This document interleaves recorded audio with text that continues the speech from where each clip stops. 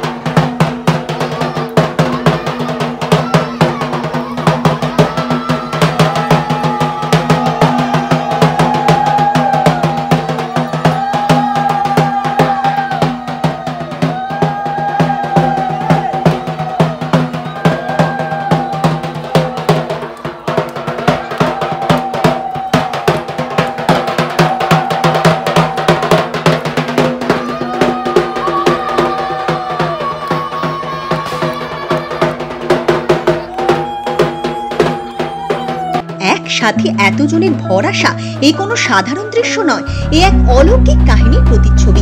মায়ের বাড়ি আনতে যাওয়ার সময় একসাথে 15 থেকে 20 জনের ভর আসা দেখে আমরাও অবাক হয়ে গেলাম। শোনা গেল এটা শুধু আজকের নয়, প্রত্যেক বছরের ভাদ্র মাসের এই মনসা পুজোর সময় এই ঘটনা ঘটে।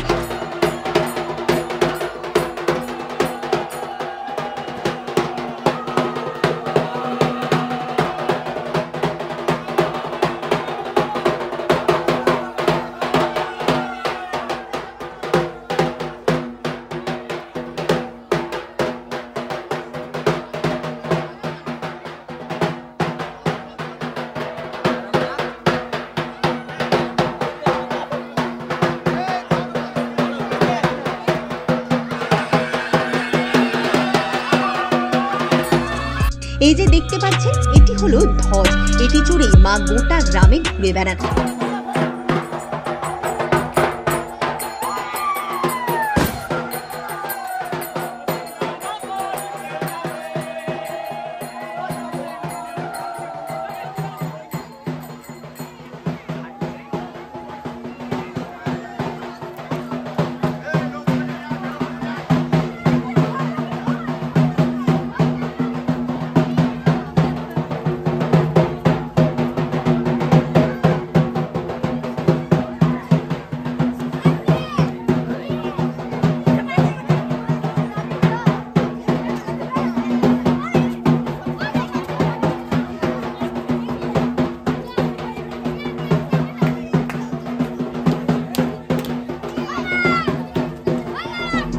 পালন বলতে মানে কালকে ধরো বার করি, আর আজকে পুজো, আজকে ঝাপান, মানে আজকে ঠাকুর বেরিয়েছে, কালকে নবমী পুজো হবে। কতক্ষণ ঘুরবে বা কিভাবে আসবে যদি একটু বলেন। আজকে মানে এইবারে তো তাড়াতাড়ি বেরিয়েছে, অন্যবারে ওই 9টা সাড়ে 9টার সময় বেরোয়, তা ওই 1:30 2 2:30 বেজে যায় মানে ঘরে আসতে। তারপর আবার পুজো হয়। কিভাবে ঘুরে গোটা গ্রামটা? ওই ভর চলে চলে ঘুরবে। হ্যাঁ হ্যাঁ, 15-20 জন মতন সবারই ভর আছে, ওই ভর চলে চলে গোটা গ্রামটা ঘুরবে। এই যে এতজনের ভর আছে, এটা একটা অলৌকিক বিষয় তো। এবারে কাউরি মা কালী আছে, কাউরি মানে যার যেরকম ঠাকুর ধরো আছে এখানে। এবারে ধরো সবার গোটা পাড়ার ঠাকুর তো ধরো এখানে আছে, এটা ছিল না। এবার যার যেরকম ঠাকুর তার সেরকম ভর হয়। এই যে দেখলাম সবাইকে বাড়ি দিচ্ছিল বা যে জিনিসগুলো দিচ্ছিল, যেটা নাগবাড়ি, ওগুলো নাগবাড়ি, হাতি ঘোড়া। আচ্ছা, এইসব প্রত্যেকজনের। হ্যাঁ হ্যাঁ হ্যাঁ, এবারে ছেলেদের হাতি ঘোড়া, মানে ছেলেদের যদি মানে কারু ঘরের ধরো লোক এলো না, এবারে মেয়ে করলো, তাহলে তাকে ওই হাতি ঘোড়া দেয়, নাগবাড়ি দেয়। আর কালকে কি পুজো হবে বা কিরকম কি নিয়ম পালন করা হবে, আর এখন যে আসবে এরপর কি কি হবে যদি একটু বলেন। এবার এখন আসবে, এখন গোটা গ্রাম ঘুরবে, ঘুরে এসে চান করবে, চান করে ওই দেবী আছে ওখানে দেবীতে বসাবে, বসায় পরে তারপর ওখানে পুজো হবে, তারপর আবার ঘর ছেড়ে চলে আবার এইখানকে আসবে, আচ্ছা, পা ফা ধোয়াতে হবে আর হবে, তারপর তারপর আবার এখানে পুজো হবে। আচ্ছা, পুজো কটা পর্যন্ত চলবে আজকে? 12টা 1টা বাজে। আচ্ছা, তারপর পুজোর পর সকলে তো তারপরে তো মানে জল খেতে আর করতে তো অনেক রাত হয়, হুম, আবার ভোরবেলা তো সব উঠবে। আচ্ছা, আবার কালকে সকাল থেকে কটা থেকে পুজো শুরু হবে? কালকে ওই 11টা 11:30 12টা। আর পুজো কতক্ষণ চলবে কালকে? পুজো হতে এখন 4টা বাজবে, কে বলি আরে হবে তো, পাঠা বলি আরে হবে। আচ্ছা, কটা বলি হয় এখানে? 4-5টা বলি হয়। আর এইখানে তো অনেকে আসে দূর দূরান্ত থেকে। আগ বলি হয়, চাল কুমড়ো বলি হবে, শসা বলি হয়, পাঠা বলি হয়, কালকে হবে ওটা। আর যারা দূর দূরান্ত থেকে আসে এই মা মনসা মন্দিরে, অনেকে অনেক মনস্কামনা নিয়ে আসে, তাদের তো সকলে মনস্কামনা পূরণ হয়, হ্যাঁ হ্যাঁ এবং তারাও কি এই পুজোতে আসে? হ্যাঁ আসে। এবার যার কাজ হয়, এবার যার যেরকম যেটুকু পারে সেটুকু দিয়ে যায়।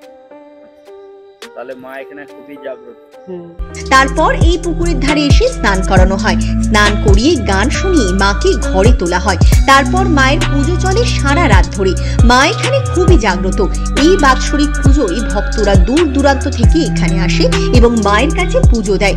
মা এখানে সকলের মনস্কামনা পূরণ করে। এই মন্দিরের পাশে রয়েছে জাগ্রত আরো একটি মনসা মন্দির, যেখানে স্বপ্নাদেশে মা এনার বাড়িতে আসেন।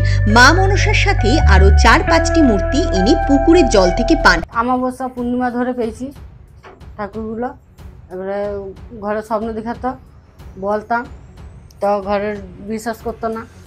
তারপরে একদিন হঠাৎ ঘর চলে গেছি, নিয়ে ওই মনসার মূর্তিটা পেয়েছিলাম। তারপরে ওইখানে ওরকম করে একটা করে পেয়েছি।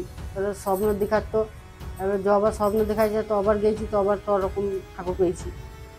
কত ধরনের ঠাকুর পেয়েছেন? এর মনসা আছে, দুর্গা আছে, কালী আছে, রাধাকৃষ্ণ, লক্ষ্মীনারায়ণ, দুটো নাগ আছে, একটা রূপর নাগ আছে, একটা এইখানে আছে দুটো, এই লক্ষ্মীনারায়ণ, রাধাকৃষ্ণ, দুর্গা, ওটা মনসা, ওটা কালী, আর ওইখানে দুটো নাগ আছে, ওই একটা আছে আর এই হাতে একটা আছে।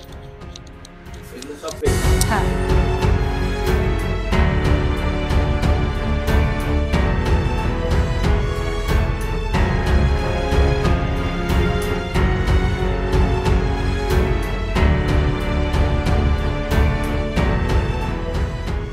জাগ্রত এই মন্দিরটি রয়েছে পানাগড়ের বিরুডিহা গ্রামে।